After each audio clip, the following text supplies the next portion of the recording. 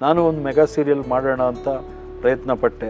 Post ಮನೆತನ ಚಿತ್ರಗಳು ಅಂತ ಹೇಳಿ ಒಂದು ಟೈಟಲ್ ಇಟ್ಟು ಸ್ಕ್ರಿಪ್ಟು ಮಾಡಿಸಿ ಅದನ್ನು ದೂರದರ್ಶನಿಗೂ ಕೊಟ್ಟೆ. ಆದರೆ ಅಪ್ರೂವಲ್ ಸಿಗೋಕ್ಕೆ ನನಗೆ ಸ್ವಲ್ಪ ತೊಂದರೆಗಳಾಯಿತು. ಮತ್ತು ಫಂಡಿಂಗು ಇನ್ನೊಂದು ಮತ್ತೊಂದು ಹೇಳೋದು, ಜನಗಳು ಬೇಕು ಅಂತಲೇ ಸುಳ್ಳು ಹೇಳೋದು, ಕಾಲು ಎಳೆಯೋದು. ಯಾರು ಗಾಡ್ ಫಾದರ್ ಇಲ್ಲ ಅಂತ ಹೇಳಿದ್ರಿ, ಆದರೆ ಗಾಡೇ ಫಾದರ್ ಆಗಿ ಬಂದರು. ಅವ್ರ ಬಗ್ಗೆ ಮಾತಾಡಬೇಕು ಅಂದರೆ ಧ್ವನಿ ಸ್ವಲ್ಪ ಗದ್ಗದನ್ನೇ ಆಗತ್ತೆ. ಅವ್ರನ್ನ ನಡೆದಾಡೋ ರಾಯರು ಅಂತ ಕರಿತಿದ್ರು. ಅವರು ಬರ್ತಾರೆ ಆ ಬಾಗಿಲು ಒಳಗಿಂದ. ಅವರು ಹೀಗೆ ಬರ್ತಾ ಬರ್ತಾ ಬರ್ತಾ ಅವರು ರಾಯರಾಗ್ಬಿಡ್ತಾರೆ. ಆ ರೂಪ ಕಂಡಾಗ ನಾನು ಒಂಥರ ಶಾಕ್ ಆಗಿಬಿಡ್ತೀನಿ. ಅವ್ರು ನನ್ನ ಹತ್ರ ಬರ್ತಾರೆ, ಬಂದು ನನ್ನ ಕೆನ್ನೆ ತಟ್ತಾರೆ. ಏನು ಮಾಡ್ತಾ ಇದೀಯ ನೀನು? ನನ್ನ ತಲೆಯನ್ನು ಗಟ್ಟಿಯಾಗಿ ಹಿಡಿದು ಹಿಂಗೆ ಸ್ಕ್ವೀಸ್ ಮಾಡ್ತಾರೆ. ಒಂಥರ ಒಂದು ಅವರ್ ನನಗೆ ಏನೂ ಅರ್ಥವಾಗಲ್ಲ, ಒಂದು ಟೋಟಲ್ ಬ್ಲ್ಯಾಂಕ್.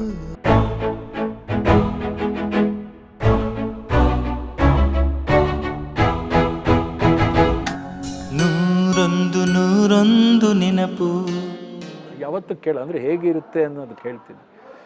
ಯಾವತ್ತೂ ನನಗೆ ಸಿಗ್ತಾನೇ ಇರಲಿಲ್ಲ, ಏನೂ ಮಾಡ್ತಿಲ್ಲ. ಒಂದು ಸರ್ತಿ ಅಕಸ್ಮಾತ್ತಾಗಿ ನಿಮಗೆ ನನಗೆ ಅದೇನು ಕೊಡಲೇ ಇಲ್ವಲ್ಲ ಇವರೇ, ಕೊಡಿ, ಯಾಕೆ ಹೀಗೆ ಮಾಡ್ತೀರಾ, ಸಿಗೋದು ಇಲ್ಲ ಅಂತ ಇಷ್ಟೇ ಮಾತಾಡಿದ್ದು. ಅದಕ್ಕೆ ಹೇಳಿದ್ದೇನು ಗೊತ್ತೇ, ನನ್ನ ಹತ್ರನೇ ದುಡ್ಡು ಕೇಳ್ತೀರಾ ನೀವು, ಆ್ಯಸಿಡ್ ಹಾಕ್ಸ್ಬಿಡ್ತೀನಿ ಮುಖಕ್ಕೆ. ಇಂಥ ಮಾತುಗಳೆಲ್ಲ ಕೇಳಿದ್ದೆ. ಆಮೇಲೆ ನನ್ನ ಹತ್ರ ಈ ಎಲ್ಲ ಬೆನಿಫಿಟ್ಸು ತಗೊಂಡು ಅವರು ಬೇರೆ ರೀತಿಯಲ್ಲಿ ಅದನ್ನು ಅಂದ್ಕೊಳ್ಳೋದು, ಯಾವ ರೀತಿಯಲ್ಲೂ ಅದಕ್ಕೆ ಕೊಡದೇ ಇರೋದು. ಹೀಗಾಗಿ ತುಂಬ ನೊಂದೆ ನಾನು. ಅದು ನೊಂದೆ ಅಂತ ಹೇಳೋದು ಸಣ್ಣ ವಿಷಯ. But I got hurt and pained immensely. It created lot of problems on the personal front also.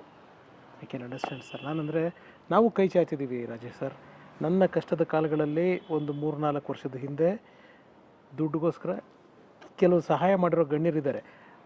ಕೆಲವ್ರಿಗೆ ನಾನು ಇನ್ನೂ ವಾಪಸ್ ಕೊಡೋಕ್ಕಾಗಿಲ್ಲ. ಅದು ನಾನು ಹಾನೆಸ್ಟ್ಲಿ ಟೆಲ್ಲಿಂಗ್. ಆದರೆ ಅವ್ರ ಮೆಸೇಜು ಫೋನ್ಗಳು ಬಂದಾಗ ನಮಗೆ ಒಂಥರ ಎಂಬ್ರಾಸ್ ಆಗ್ಬಿಡುತ್ತೆ. ಅಯ್ಯೋ ದೇವರೇ, ಅಯ್ಯೋ ಇವ್ರು ಕೊಡಬೇಕಲ್ಲ, ನಾನು ಕೊಡಬಾರ್ದು ಅನ್ನೋ ಉದ್ದೇಶ ಇರಲ್ಲ. ಏನೋ ಒಂದು ಅಂಟ್ಕೊಳುತ್ತೆ ಅದು ಆ ಟೈಮ್ಗೆ, ಏನೋ ಒಂದು ಇದು ಮಾಡ್ಕೊಳುತ್ತೆ. ಅಂಥದ್ರಲ್ಲಿ ಈ ಧೋರಣೆ ಇದೆಯಲ್ಲ, ದುಡ್ಡು ಇಸ್ಕೊಂಡು ನಾನು ಆ್ಯಸಿಡ್ ಹಾಕ್ಬಿಡ್ತೀನಿ, ಇದು ಮಾಡ್ತೀನಿ, ಯಾವುದವ್ರು ಅವ್ರ ಕ್ಯಾರೆಕ್ಟರೈಸೇಷನ್ ಅವರೆಲ್ಲ ದೊಡ್ಡ ಮನುಷ್ಯರಾದರು ಆಮೇಲೆ. ಬಟ್ ಅವ್ರು ಹೇಳಿದ್ದು ಅವ್ರಿಗೆ ನೆನಪು ಇರುತ್ತೋ ಇರಲ್ವೋ ಅದೆಲ್ಲ ಗೊತ್ತಿಲ್ಲ. ಬಟ್ ಅದು ನಮಗೆ ಹೇಗೆ ಇವತ್ತಿನವರೆಗೂ ನೆನಪಿದೆ ನೋಡಿ. ಆದರೆ ಅದು ಮನಸ್ಸಿಗೆ ನಾಟಿರುತ್ತೆ. ಸೊ ಹೀಗಾಗಿ ನಾನು ನನ್ನ ಕೈಲಿ ಆದಷ್ಟರ ಮಟ್ಟಿಗೆ ಎಲ್ಲರನ್ನೂ ಜೊತೆ ಕರ್ಕೊಂಡು ಹೋಗೋದು, ಏನೋ ಮಾಡೋಣ, ಪ್ರೊಡಕ್ಷನ್ ನಾನು ಒಂದು ಮೆಗಾ ಸೀರಿಯಲ್ ಮಾಡೋಣ ಅಂತ ಪ್ರಯತ್ನ ಪಟ್ಟೆ. ಪೋಸ್ಟ್ ಮನೆತನ ಚಿತ್ರಗಳು ಅಂತ ಹೇಳಿ ಒಂದು ಟೈಟಲ್ ಇಟ್ಟು ಸ್ಕ್ರಿಪ್ಟು ಮಾಡಿಸಿ ಅದನ್ನು ದೂರದರ್ಶನಿಗೂ ಕೊಟ್ಟೆ. ಆದರೆ ಅಪ್ರೂವಲ್ ಸಿಗೋಕ್ಕೆ ನನಗೆ ಸ್ವಲ್ಪ ತೊಂದರೆಗಳಾಯಿತು. ಮತ್ತು ಮಧ್ಯದಲ್ಲಿ ಬೇರೆ ಥರದ ತೊಂದರೆಗಳಾಯಿತು. ಹೀಗಾಗಿ ಅದನ್ನೂ ನಾನು ಕೈಬಿಟ್ಟೆ. Actually I wanted to do ಒಂದು ಒಳ್ಳೆ ಕಥೆ, ಒಂದು ನಾನೇ ಮಾಡಿದ್ದೆ. ಅದನ್ನು ಭಾಳ ತುಂಬ ಚೆನ್ನಾಗಿ ಬಂದಿತ್ತು. ಅದನ್ನು ಸ್ಕ್ರಿಪ್ಟ್ಗೂ ಕೊಟ್ಟಿದ್ದೆ, ಅಡ್ವಾನ್ಸಸ್ಸು ಎಲ್ಲ ಮಾಡಿದ್ದೆ. ಬಟ್ ಮತ್ತೆ ಫಂಡಿಂಗು ಇನ್ನೊಂದು ಮತ್ತೊಂದು ಹೇಳೋದು, ಜನಗಳು ಬೇಕು ಅಂತಲೇ ಸುಳ್ಳು ಹೇಳೋದು, ಕಾಲು ಎಳೆಯೋದು. ಈಗ ನಾನು ನಂಬಿಡ್ತೀನಿ ಯಾರು ಏನಾರು ಹೇಳಿದ್ರೆ, then you just pull the rug under your feet. ಏನು ಮಾಡ್ತೀರಾ? ಹಾಗಾಗಿ ಒಂದು ಸಂದರ್ಭ ತುಂಬಾ ಬೇರೆ ಥರ ಆಯಿತು. So 2001 I made a conscious decision to quit this. 2001ನಲ್ಲಿ ಯಾವಾಗ ನಾನು ಹೊರಗಡೆ ಬಂದೆ, ಆ್ಯಕ್ಚುಲಿ ಕಾವ್ಯಾಂಜಲಿ ಮಾಡ್ತಾ ಇರಬೇಕಾದ್ರೆ ಒಂದು ETV ಪ್ರಾಜೆಕ್ಟಲ್ಲೂ ನಾನು ಆ್ಯಕ್ಟ್ ಮಾಡ್ತಿದ್ದೆ ಜೊತೆಗೆ. ಅದು ಸಂಜೀವಿನಿ ಅಂತ ಒಂದು ಸೀರಿಯಲ್ ETVಗೆ ಮಾಡ್ತಿದ್ರು. ಬಾಂಬೆ ಅವರು ಒಂದು ಪ್ರೊಡಕ್ಷನ್ ಹೌಸು, ವಿನಯಾ ಪ್ರಸಾದ್ ಅವರು ಅದಕ್ಕೆ ಮೇನ್ ಹೀರೋಯಿನ್ನು. ಒಂದು ಭಾಳ ಇಂಪಾರ್ಟೆಂಟ್ ರೋಲ್ ನನಗೆ, ಸುಮಾರು ಬೇರೆ ಜನಗಳು. ಒಬ್ಬರು ಶ್ರೀಕಾಂತ್ ಕುಲಕರ್ಣಿ ಅಂತ ನನ್ನ ಹಳೆಯ ಫ್ರೆಂಡು, ಅವರು ಡೈರೆಕ್ಟ್ ಮಾಡ್ತಿದ್ರು. ಅದು ಆ ಪ್ರಾಜೆಕ್ಟು ETVಗೆ ಆಗಿತ್ತು, ಶೂಟಿಂಗ್ ಮಾಡ್ತಿದ್ರು. They were spending quite a lot everything. But late ಆಗ್ತಾಯಿತ್ತು ಪ್ರಾಜೆಕ್ಟ್, ತುಂಬ ಲೇಟ್ ಆಗ್ತಿತ್ತು ಪ್ರಾಜೆಕ್ಟು. ನಾನು ಬಿಟ್ಟ ನಂತರ ನಾನು ಇಲ್ಲಿಂದ ಕ್ವಿಟ್ ಮಾಡಿದ ನಂತರ ಅವಗೂ ಆಗಿರಲಿಲ್ಲ. ಆಮೇಲೆ ಅದು ಏನಾಯಿತು, ಅವ್ರು ಯಾರೂ ನನ್ನನ್ನು ಕಾಂಟ್ಯಾಕ್ಟ್ ಮಾಡಲಿಲ್ಲ, ಅಥವಾ ಬಹುಶಃ ಆ ಪ್ರಾಜೆಕ್ಟೇ ಅರ್ಧಕ್ಕೆ ನಿಂತೋಯ್ತು. ಭಾಳ ದೊಡ್ಡ ರೀತಿಯಲ್ಲಿ ಶೂಟಿಂಗ್ ಮಾಡಿದರು ಅವರು. 20-25-30 ದಿನ ಎಲ್ಲ ಶೂಟಿಂಗ್ ಮಾಡಿದರು. ಅದರಲ್ಲಿ ಭಾಳ ಒಳ್ಳೆಯ ರೋಲ್ ಅದು. ನಾನು ವಿನಯಾ ಪ್ರಸಾದ್ ಅವರು ಕಾಂಬಿನೇಷನಲ್ಲಿ ಡಾಕ್ಟರ್ ರೋಲ್ ಒಂದು ಮಾಡಿದೆ. ಅದು ಅದು ಆಮೇಲೆ ಗೊತ್ತಾಗಲಿಲ್ಲ. ಯಾಕೆಂದರೆ ಈ ಟಿ ವಿಯಿಂದ ಸ್ಲಾಟ್ ಸಿಗ್ತಿಲ್ಲ ಅಂತಲೋ ಏನೋ ಒಂದು ವಿಚಾರಕ್ಕೆ ಡಿಲೇ ಆಗ್ತಾನೇ ಇತ್ತು ಅದು. ಓಕೆ, ಎಸ್ ರಾಜೇಶ್ ಸರ್, ಈಗ ಒಂದು ಮುಖ್ಯವಾದ ಘಟ್ಟ ನಾವು ನಿಮ್ಮ ಜೀವನದ ಮಾತಾಡಬೇಕಾಗಿರೋದು, ನೀವು ಹಾಗೂ ಗುರುರಾಯರು. ಸೊ ನಿಮ್ಮ ಜೀವನದಲ್ಲಿ ಗುರುರಾಯರು ಬಂದಂಥ ಗಳಿಗೆ, ಗುರುರಾಯರು ನಿಮಗೆ ಭಾಗಕ್ಕೆ ಒಬ್ಬ ಯಾರು ಗಾಡ್ ಫಾದರ್ ಇಲ್ಲ ಅಂತ ಹೇಳಿದ್ರಿ, ಆದರೆ ಗಾಡೇ ಫಾದರ್ ಆಗಿ ಬಂದರು, ಆ ಸಂದರ್ಭದ ಬಗ್ಗೆ ಮಾತಾಡೋದಾದ್ರೆ. ಗುರುರಾಯರು ಅಂತಿದ್ದ ಹಾಗೇನೆ ಅದೇನೋ ಒಂದು ರೋಮಾಂಚನ, ಅದೇನೋ ಒಂದು ಒಂದು ಭಾವುಕತೆ, ಎಮೋಷನ್ನು. ಅವರು ಗುರುಗಳಾಗಿರ್ಬೋದು, ಜಗನ್ಮಾನ್ಯರಾಗಿರ್ಬೋದು, ಆದರೆ ನನಗೆ ಅವರು ತಂದೆ ತಾಯಿ ಎಲ್ಲ, ಬಂಧು ಮಿತ್ರ ಎಲ್ಲವೂ ಅವರೇ. ಹಾಗಾಗಿ ಅವ್ರ ಬಗ್ಗೆ ಮಾತಾಡಬೇಕು ಅಂದರೆ ಧ್ವನಿ ಸ್ವಲ್ಪ ಗದ್ಗದನ್ನೇ ಆಗತ್ತೆ. ನೋಡಿ, ನಮ್ಮ ಮನೆಯಲ್ಲಿ ಮೊದಲಿನಿಂದಲೂ ಸ್ವಲ್ಪ ರಾಯರನ್ನು ಆರಾಧಿಸ್ಕೊಂಡು ಬಂದ, ನಾವೇನು ಅಂತ ಯಾವುದೇ, ನಮ್ಮದು ಸ್ವಲ್ಪ ಫ್ಯಾಮಿಲಿ ವಾಸ್ ಲಿಟಲ್ ಅವತ್ತಿಗೆ ಅಪ್ಬೀಟ್. ಅಂದರೆ ರಾಯರನ್ನ ಬಿಟ್ಟು ಜಾಸ್ತಿ ಇನ್ನೊಂದೇನು 28 ಪೂಜೆ ಪುನಸ್ಕಾರಗಳು ಆಚರಣೆಗಳು ಏನೂ ಇರಲಿಲ್ಲ. ಮಂತ್ರಾಲಯಕ್ಕೆ ಪ್ರತಿ ವರ್ಷ ಹೋಗೋದು, ರಾಯರನ್ನ ಇದು ಮಾಡೋದು, ಗಣೇಶನ ಹಬ್ಬ ಬಂದರೆ ಗಣಪತಿ, ಈ ಥರ ಸ್ಟ್ಯಾಂಡರ್ಡ್ ಒಂದು ಹೇಗೆ. ಯಾಕೆಂದರೆ ನಮ್ಮ ತಂದೆ ಬ್ಯಾಂಕಲ್ಲಿ ಇದ್ದಿದ್ದರಿಂದ ಅವರ ಔಟ್ಲುಕ್ ಸ್ವಲ್ಪ ಬೇರೆ ಇತ್ತು, ನಮ್ಮ ತಾಯಿನೂ ಸ್ವಲ್ಪ ಆ ಬ್ಯಾಕ್ಗ್ರೌಂಡಿಂದ ಬಂದಿದ್ದರಿಂದ ನಾವೆಲ್ಲ ತುಂಬ ರಿಲಿಜಿಯಸ್ ಆಗಿ ಅಥವಾ ತುಂಬಾ ಅದರಲ್ಲಿ ತುಂಬ ಅಂದರೆ ಕೆಲವರು ಇರುತ್ತಲ್ಲ ಫ್ಯಾಮಿಲಿಗಳಲ್ಲಿ, ಆ ಥರದ್ದೇನು ಇರಲಿಲ್ಲ. It was a very, but ರಾಯರ ವಿಷಯದಲ್ಲಿ ಮಾತ್ರ ಅದು ಇದ್ದಿದ್ದೇ ಇತ್ತು. ಮಂತ್ರಾಲಯಕ್ಕೆ ಚಿಕ್ಕ ವಯಸ್ಸಲ್ಲಿ ವರ್ಷಕ್ಕೊಂದು ಸರ್ತಿ ಮಂತ್ರಾಲಯಕ್ಕೆ ಹೋಗೋದು ಇದ್ದೇ ಇತ್ತು. ಪ್ರತಿ ಗುರುವಾರ ನಮ್ಮ ತಾಯಿ ಭಜನೆ ಮಾಡಿಸಿ ಅಂತ, ಭಜನೆ ಮಾಡು ಅಂತ ಹೇಳಿ ಕೂರಿಸಿ ಮಾಡಿಸೋರು. ಅದು ನಾವು ಮಾಡ್ತಾ ಇದ್ದಿದ್ದು ನೆನಪಿದೆ. ಆಮೇಲೆ ನನ್ನ ಉಪನಯನ ಕೂಡ ಅಲ್ಲಿ ಆಗಿತ್ತು. ಆನಂತರ ಮುಂಚೆ ಆಗಿದ್ದು ಮಂತ್ರಾಲಯದಲ್ಲೇ. ಬಟ್ ಆವಾಗ ಆ ಏಜಲ್ಲಿ ಏನೋ ಅಂಥ ಒಂದು ಅರ್ಥ ಆಗ್ತಿರ್ಲಿಲ್ಲ, ಅದೇ ಫೀಲ್ ಆಗ್ತಿರ್ಲಿಲ್ಲ. ಬಟ್ ಹೋಗ್ತಾ ಇದ್ವಿ ಮಂತ್ರಾಲಯದಲ್ಲಿ, ಆ ನದಿ, ಆಮೇಲೆ ಅಲ್ಲಿ ವಾತಾವರಣ, ಅಲ್ಲಿ ಅವಾಗೆಲ್ಲ ಈ ಯಾವ ಹೋಟೆಲ್ಸ್ ಎಲ್ಲ ಇರ್ತಿರ್ಲಿಲ್ಲ. ಇದರಲ್ಲಿ ಇಡ್ಲಿ ಚಟ್ನಿ ಎಲ್ಲ ಮಾಡ್ಕೊಂಡು ಬರೋ ತಿನ್ನೋದೇ ಒಂದು ಭಾಳ ಇದು. ಇಲ್ಲಿಂದ ನಮ್ಮ ಇದರಿಂದ ಏನೋ ಅವಲಕ್ಕಿ ಅದು ಇದು ತೊಗೊಂಡು ಹೋಗ್ತಾ ಇದ್ದಂಥದ್ದು, ಅದೊಂಥರ ಒಂದು ಬೇರೆ ಫೀಲಿಂಗು. ಬಟ್ ಹೋಗ್ತಾ ಇದ್ವಿ, ಬರ್ತಾ ಇದ್ವಿ. ಈ ಥಿಯೇಟರು, ಸಿನಿಮಾ, ಟಿ ವಿಗೆ ಬಂದ ನಂತರ ನನಗೆ ಆ ಕಡೆಯ ಒಂದು ಕನೆಕ್ಟ್ ಕಮ್ಮಿ ಆಯಿತು. ಇದರಲ್ಲೇ ಮುಳುಗಿಬಿಟ್ಟಿದ್ದೆ ನಾನು. ಒಂದು ದೈವಭಕ್ತಿ ಆಗಿರ್ಬೋದು, ಅಥವಾ ಪೂಜೆ ಪುನಸ್ಕಾರ ಇನ್ನೊಂದು, ಅಥವಾ ಆ ಥರದ ಒಂದು ಮನೋಭಾವನೆ ಅಷ್ಟು ಏನು ಇಂಟೆನ್ಸ್ ಆಗಿರಲಿಲ್ಲ. 2002 ಅಲ್ಲಿ ಕಾವ್ಯಾಂಜಲಿ ಬಿಟ್ಟು ಈ ಫೀಲ್ಡ್ ಬಿಟ್ಟು ಕನ್ಫ್ಯೂಷನ್ಸ್ ಇದ್ದಾಗ ಕ್ವಿಟ್ ಮಾಡಿದಾಗ, ಇದು ಬೇಡ ಅಂತ ತೀರ್ಮಾನ ಆದಾಗ ಮತ್ತೆ ಅದೇ ತೊಂದರೆಗಳಾಗುತ್ತೆ, ಇನ್ನೇನಾದ್ರು ಬೇರೆ ಮಾಡಬೇಕು ಅನ್ನೋವಂಥ ಒಂದು ಯೋಚನೆ ಇದ್ದಾಗ, ನನ್ನಿಂದ ಈ ಫ್ಯಾಮಿಲಿಯವ್ರಿಗೆ ಸುಮ್ಮನೆ ಮನಸ್ಸಿಗೆ ನೋವು, ಆತಂಕ, ಒಂದು ಸುಮ್ಮನೆ ಆ ದುಃಖ ಆಗೋದೆಲ್ಲ ಬೇಡ ಅಂತ ಒಂದು ಯೋಚನೆ ಇತ್ತು. So I was totally in vacuum. So ಏನಾದರೂ ಮಾಡಬೇಕು, ಬೇರೆ ಕಡೆನೇ ಆ ಟೈಮ್ನ ಶಿಫ್ಟ್ ಮಾಡಿಕೊಳ್ಬೇಕು, ಅಲ್ಲೇನಾದ್ರು ಹೊಸದಾಗಿ ರೈಟ್ ಫ್ರಮ್ ದ ಸ್ಕ್ರ್ಯಾಚ್ ಏನಾದ್ರು ಶುರು ಮಾಡೋಣ ಅಂತ ಅಂದ್ಕೊಂಡಿದ್ದು. ಅದ್ರ ಮುಂಚೆ ಒಂದು ಸರ್ತಿ 89ಗೆ ಹೋದ್ಮೇಲೆ 2002 ಅಲ್ಲಿ ಒಂದು ಸರ್ತಿ ಈ ಥರದ್ದೆಲ್ಲ ಕಾಂಪ್ಲಿಕೇಶನ್ಸ್ ಇದ್ದಾಗ ಮಂತ್ರಾಲಯಕ್ಕೆ ಒಂದು ಸರ್ತಿ ಹೋಗಿ ಬರಬೇಕು ಅಂತ ನನ್ನ ಜೊತೆಲಿ ಒಬ್ಬ ವ್ಯಕ್ತಿ ಇದ್ದ. ಆತನ ಜೊತೆ ನಾವು ಒಟ್ಟಿಗೆ ಹೋಗಿದ್ವಿ. ಅಲ್ಲಿ ಸುಮ್ಮನೆ ದರ್ಶನ ಮಾಡಿಕೊಂಡು, ಅಲ್ಲಿ ಯಾರೋ ಅಲ್ಲೆಲ್ಲ ಒಳಗೆ ಬಿಟ್ಟಿರಲಿಲ್ಲ. ಆಮೇಲೆ ನಮ್ಮನ್ನು ಯಾರೋ ಕರ್ಕೊಂಬಂದು ನೀವು ಬನ್ನಿ ಒಳಗೆ ದರ್ಶನ ಮಾಡಿ ಅಂತ ಮಾಡಿದ್ರು. ದರ್ಶನ ಮಾಡಿಕೊಂಡು ವಾಪಸ್ ಅವತ್ತೇ ರಾತ್ರಿ ವಾಪಸ್ ಬಂದು ಬೆಂಗಳೂರಿಗೆ ಬಂದಿದ್ದು. ಸೊ ಅಷ್ಟು ಬಿಟ್ಟರೆ ಮತ್ತೇನು ಅಂತ ಒಂದು ಇದು ಇರಲಿಲ್ಲ. 2002 ಅಲ್ಲಿ ನಾನು ಸರಿ ಇಲ್ಲಿಂದ ಬೇಸು ಚೇಂಜ್ ಮಾಡಿ ಹೊಸ ಜಾಗದಲ್ಲಿ ಏನೋ ಒಂದು ಸ್ಟಾರ್ಟ್ ಮಾಡೋಣ, related to marketing or media. Act ಮಾಡೋದು ಬೇಡ, ಅಥವಾ ಏನೋ ಬೇರೆ ಕೆಲವೆಲ್ಲ ನನಗೆ ಬಾಂಬೆನಲ್ಲಿ ಕೆಲವು ಆ್ಯಡ್ ಏಜೆನ್ಸೀಸು ಅದು ಇವೆಲ್ಲ ಪರಿಚಯಗಳಿತ್ತು ಚೆನ್ನಾಗಿ. ಸೊ ಅಲ್ಲೇನಾದ್ರು ಒಂದು ಹೊಸದಾಗಿ ಶುರು ಮಾಡೋದು, Chennai is the best centre ಅಂತ ಅಂದ್ಕೊಂಡೆ. ಚೆನ್ನೈಯಲ್ಲಿ ಹೋಗಿ ಕೆಲವರು ನನಗೆ ಪರಿಚಯ ಇದ್ದಂಥವ್ರು ಹಳಬರು ಅವ್ರನ್ನ ಭೇಟಿ ಮಾಡಿ ಅವರ ಸಪೋರ್ಟ್ ತೊಗೊಂಡು ಏನೋ ಮಾಡೋಣ ಅಂತ ಹೇಳಿಬಿಟ್ಟು ನಾನು ಐ ಲೆಫ್ಟ್ ಫಾರ್ ಚೆನ್ನೈಗೆ ಹೋಗ್ಬಿಟ್ಟು ಅವರಿಗೆ ಫೋನ್ ಮಾಡಿದ್ದೆ. ಅವರು ನೆಕ್ಸ್ಟ್ ಡೇ ಬನ್ನಿ ಅಂತಲೂ ನನಗೆ ಕಮ್ಯುನಿಕೇಷನ್ ಕೊಟ್ಟಿದ್ದರು. ಅವ್ರ ಹತ್ರ ನನ್ನ ಒಂದು ವಿಷಯ ಹೇಳಿ ನಿಮ್ಮಿಂದ ಏನು ಸಹಕಾರ, ಇಂಟ್ರಡಕ್ಷನ್ಸ್ ಏನಾದ್ರು ಬೇಕಿತ್ತು, ಈ ಥರದ್ದೇನೋ ಮಾತಾಡೋಣ ಅನ್ನೋದು ಮನಸ್ಸಲ್ಲಿತ್ತು.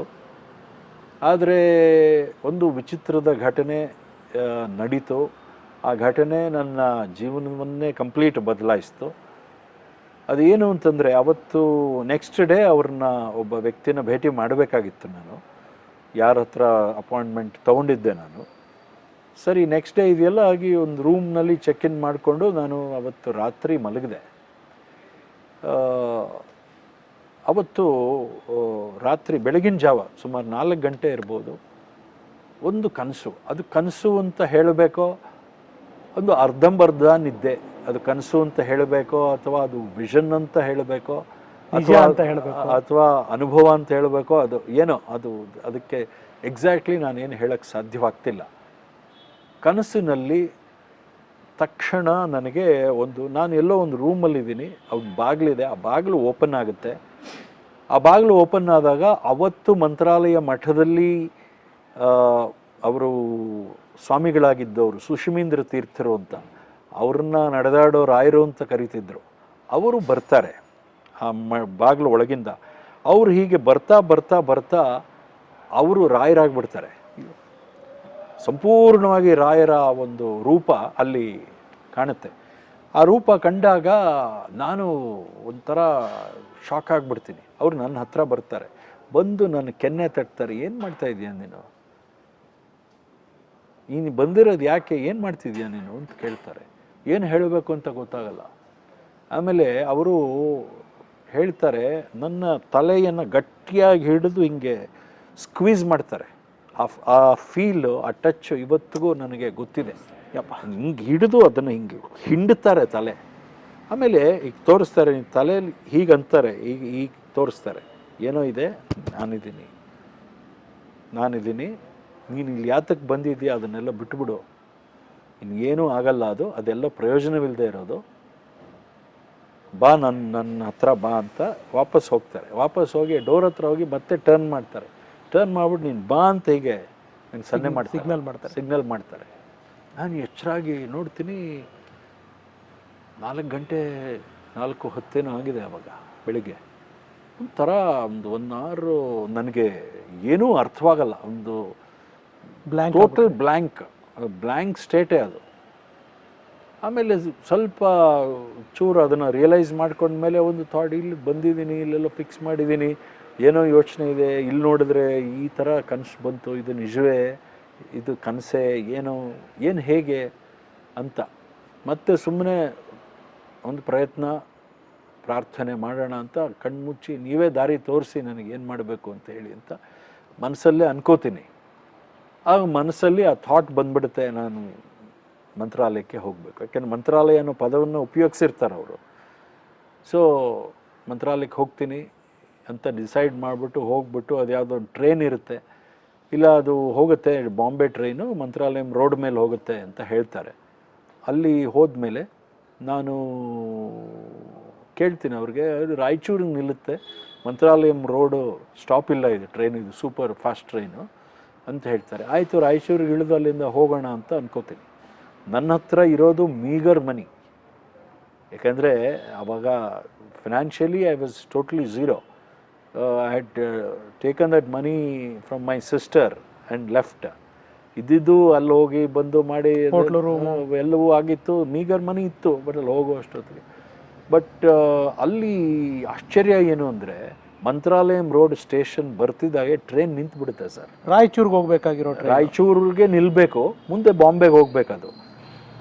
ಅದು ನಿಂತುಬಿಡ್ತು, ಇದಕ್ಕೆ ಸ್ಟಾಪ್ ಆಗ್ಬಿಡ್ತು, ಹಾಲ್ಟ್ ಆಗ್ಬಿಡ್ತು. ಏನೋ ಹಿಂದೆ ಮುಂದೆ ನನಗೆ ಗೊತ್ತಿಲ್ಲ.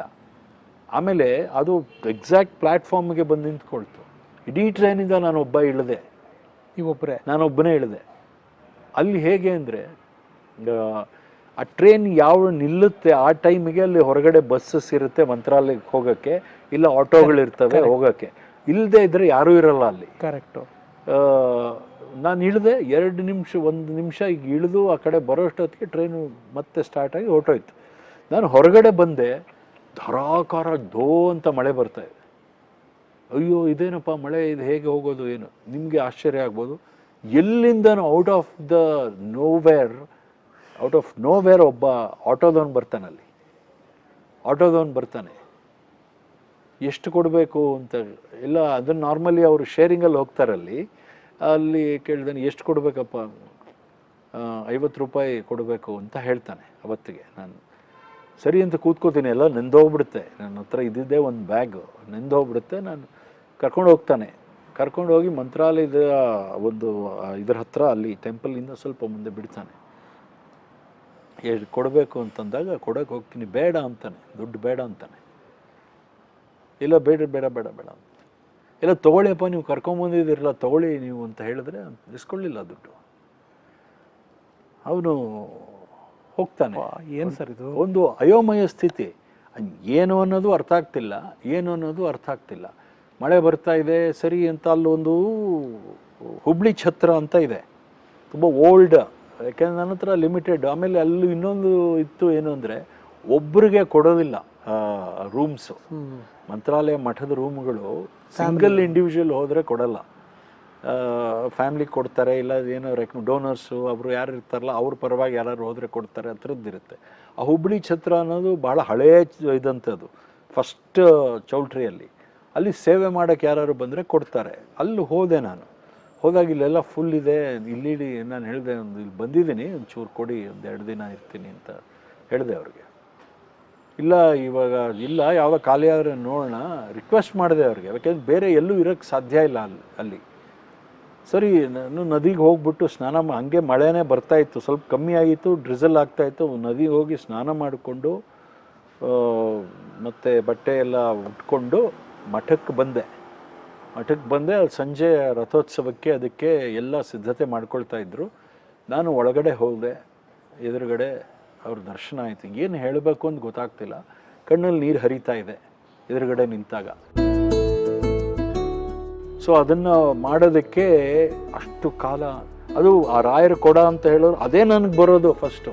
ಯಾಕೆಂದರೆ ಅಲ್ಲಿ ಬೇರೆ ಬೇರೆ ಬೃಂದಾವನಗಳಿದೆ, ಅದಿದೆ, ಎಲ್ಲದಕ್ಕೂ ಒಂದೊಂದು ಕೊಡಕ್ಕೆ ಅಭಿಷೇಕಕ್ಕೆ ನೀರು ಬೇಕು. ಮೂಲ ಬೃಂದಾವನಕ್ಕೆ ತಂದು ನಾನು ಎದುರುಗಡೆ ಇಡ್ತಾ ಇದ್ದೆ. ಅದು ನನಗೆ ಬರ್ತಿತ್ತು. ರಾಯರ ಕೊಡ ತೋಳಿ ಅಂತ ಕೊಡೋರು